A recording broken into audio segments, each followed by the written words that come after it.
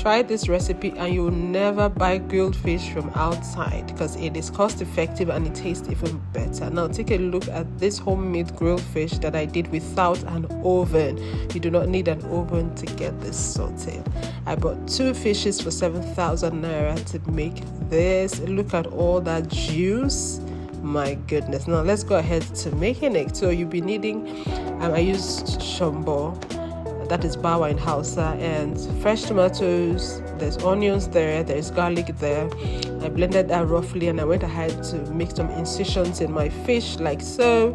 And when you're done, you want to do this like 2 hours before you make your fish. I went ahead to use sachet fish seasoning, massaged very well, inserted it inside all of those cuts, made sure it entered very well. I also added some salt, massaged it as much as possible, and then I set it aside for about 2 or 3 hours.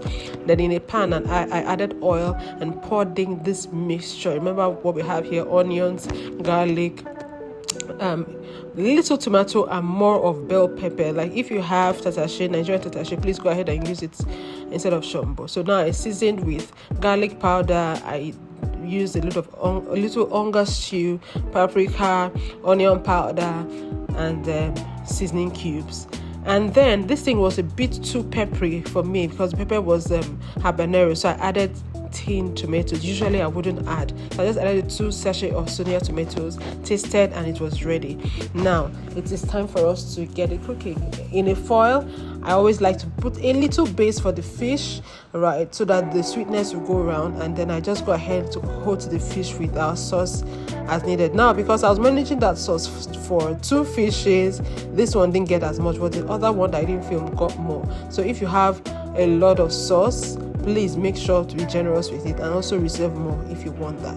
Now I finished off with some carrots and green bell peppers. If you have onions, add it to it at this point. It's just going to help enhance the flavor. I folded and I went ahead. Remember we said no oven, right? I put it in a dry pot. Now I always use a pot that I no longer use. You want to heat the pot for about 10 minutes before you add your fish and cover it. Leave your fish in that pot for 40 minutes and this is what you will get. I promise you. This fish was so delicious. It was the last dish I gave my husband for his birthday.